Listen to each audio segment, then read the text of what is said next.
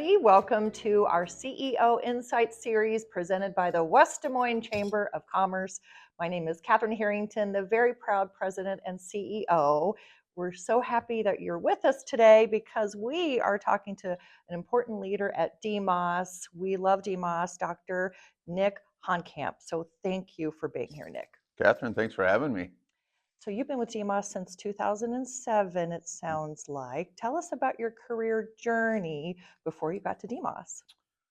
So I grew up, born and raised in Dubuque, so I'm native Iowan, loved Iowa, but I wanted to get out when I was, like a lot of kids, I was like, I did not want to stay in the state. I just wanted to see what was out there. Yeah. So part of a big Catholic family, applied to Notre Dame, got in. So that was a big coup, and my parents were like, sure, we'll help you pay for it. So off I went. Great, 4 years, ended up meeting my wife as an undergrad. And then I figured out I wanted to be a physician. So I just wanted to get through. I knew it was going to be a while. So I just started applying and went right from college into med school at Iowa. Spent 4 years at Iowa. And then the way it works, you have to go to residency. Orthopedic residency is 5 years. So I spent 5 years at UW-Madison. Okay. And then if you want, and most people now will do it, you can do sort of subspecialty training called a fellowship for usually a year, sometimes two, but usually a year. And so I did that at the University of Pittsburgh. Okay. Okay. So oh my gosh. A lot of this, a lot of grades. Yeah, and it's funny that you met your wife so early on in your career. That's Yeah. really cool. What made you think about being a physician? It's a very obviously hard, rigorous career, but what made you decide that? I was curious.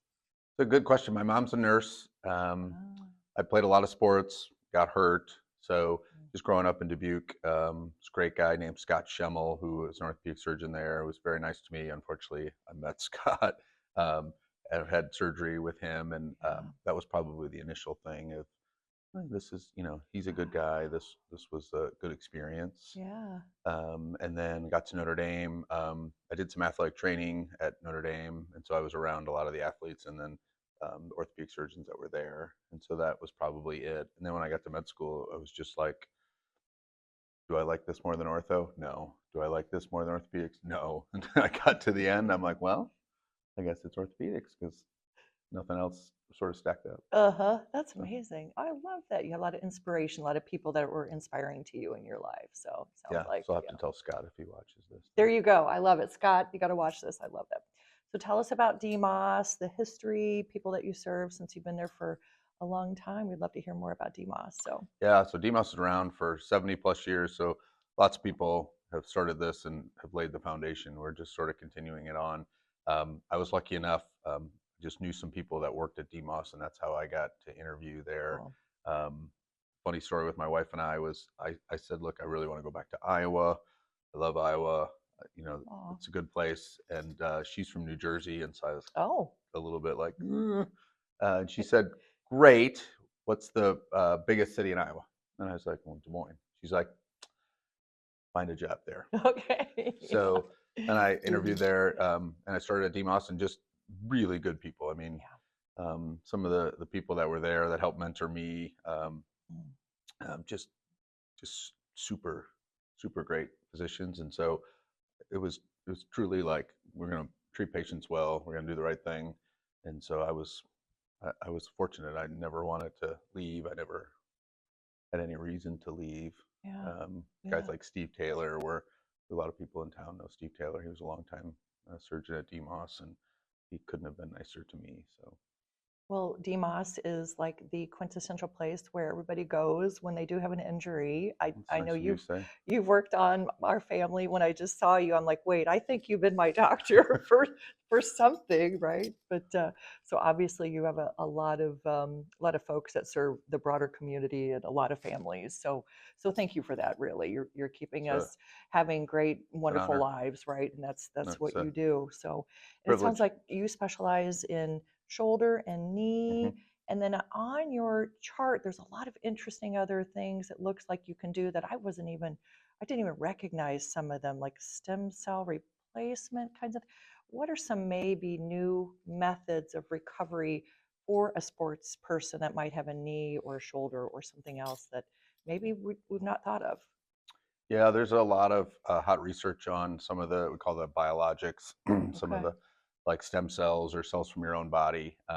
People are still sorting through what works and what doesn't. Hmm. But I would say a lot of times we're pretty good about fixing the issue. It's the rehab and the recovery and the Yeah. healing that take a while and are really a drag for patients. And so Yeah.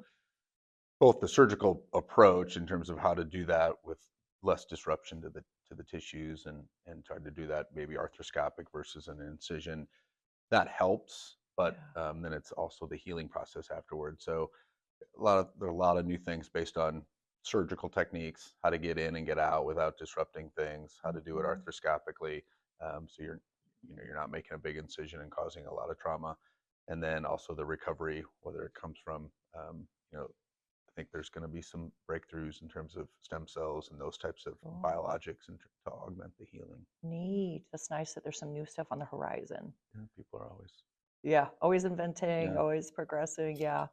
So you're involved, I know from a sports uh, medicine situation with Grandview Mhm. University and also Urbandale High School with some of Mhm. those athletes there. Tell us more about that. So yeah, part of if you're sort of do some sports medicine stuff is a lot of times through training you've covered teams, and Cool. teams are fun. There's the funnest, most funnest part of the job. That's a word. Um, so when I first got here, Urbandale, DMOS covered Urbandale, but there wasn't a physician doing it, and so I said, Wow, "Great." I'd vaguely heard of Urbandale just growing up, but I'm like, "I'll go," and it's great. I cool. mean, great people there. Cover a lot of football. Obviously, that is one of the things they like you to cover, and then you can go to as many other sports as you want. And then the same thing. 3 or 4 years after we started, we were able to partner with Grandview Okay, and provide their coverage. And so we've been gotcha. doing that for probably 15 years or so. Wow. And so it's super fun. The kids are great. Um, it's sports at a level where they are doing it purely because they love it. Love it. Hmm. There's not you're not getting a ton of kids that are going to go and make their living doing that. They're doing it because they love it, and Yeah. it's just fun to be around. The passion. So they have a go-to place then if they have something that is bothering them, they know to go to you, basically. Yeah, I mean, we're happy to see them. Hmm. Sometimes they have other relationships and things which we're respectful of, but yeah, I mean, a Yeah. lot of times you get to know families, you get to know Yeah. kids, and so it's fun. That's amazing. So talk about DMOS broader in the community. I know DMOS is involved in a lot of different things. I saw Rich Green at the ABI Hmm. event recently. I know he's very much an advocate for the state of Iowa. So tell us more about DMOS involvement in the community and in the state. So there's a lot of physicians like me that cover different schools. We have a lot of schools in the metro, um, um, both high schools and colleges that we cover. So we have a lot of outreach there Cool. in support of those schools. So we probably have, I don't want to list them all, but quite a few. Um, Super involved in the Arthritis Foundation. There's an arthritis walk coming up next Oh, month. nice. Okay. So we're a Good. sponsor there. And then we just try to be involved in the community. So all the state tournaments that come through, basketball, men's, women's, we cover those downtown. Um, we are involved in ABI because I think we have a unique perspective. We're sort of on the healthcare delivery side, but Mm, we have 300 employees, so we're on the on healthcare consumer side. yeah. So we started getting involved in ABI. Cool. We started getting involved in the Des Moines Partnership. Nice. Again, healthcare is just a big part of the economy, Yep. and physicians aren't always, partly due to the job, active in a lot of things. And so sometimes I think there's a niche that we can occupy there. Yeah, that's really cool. I love that. 300 employees, that's a lot. It's a Yeah, lot, it yeah. is. So very cool. Have you noticed with the new Mid American Energy Recplex, have you noticed some more athletes coming in and out of town because of that? I know statistically the numbers are there, it's phenomenal, but have you seen that at DMOS, really? Somewhat. I mean, Okay. depends. Like a lot of kids will come in, and you may see some of those on the weekends through our urgent cares and things. Yep. Obviously, if they're from out of town, they're certainly likely to go To back their to home. Yeah, where to their they homes. are. Yep. But yes, we see the. I mean, and there are things popping up all over the metro in Yeah. terms of new facilities, Yeah. including including the recplex. So yes, we see them definitely on the weekends. And then you'll see the kids from Central Iowa that are participating there that may get injured. Yeah. Yeah, and then obviously you have expansion of pickleball. I mean, that's everybody's huge. involved, all ages. Yeah, everybody. Yeah. So we'll see our fair amount of Not that you want to adult see, pickleball but injuries. that's Yes. yeah. Oh my gosh. Yeah. So, well, tell us about the future of DMOS. I know you have some exciting expansion plans. So tell us about Yep. that. So we just opened a new clinic in Urbandale on 100th Cool. Street, so just south of 8035. We're sort of opening some medium-sized clinics that have physicians' offices, physical therapy, our urgent injury clinic, and then some of them will have our sports performance, which we call engineered performance, within them as well. So Urbandale just opened this year. It's doing great. We just announced we purchased land right on the main drag in Norwalk, and we're probably going to start a similar clinic in Norwalk by the end of this year. Nice. And then in Ankeny, we just expanded. We have a pretty big clinic on 36th Street, but we expanded that so we can have an in-house MRI. Ooh. So nice. That's for now the big thing. And then we're going to probably look for expansion both on the east and west sides after we get done with those. So. Love it. What's engineered performance? What does that mean? Yep. So we have kids. A lot of people know that getting bigger, faster, stronger is a big part of sports in their development. Yeah. And so there's a lot of different places that offer that. We wanted to do it and do it well. And so there's a guy in town named Joey Glenn who had started a business called Engineered Performance, and we'd gotten to know Joey and thought he'd done it very well.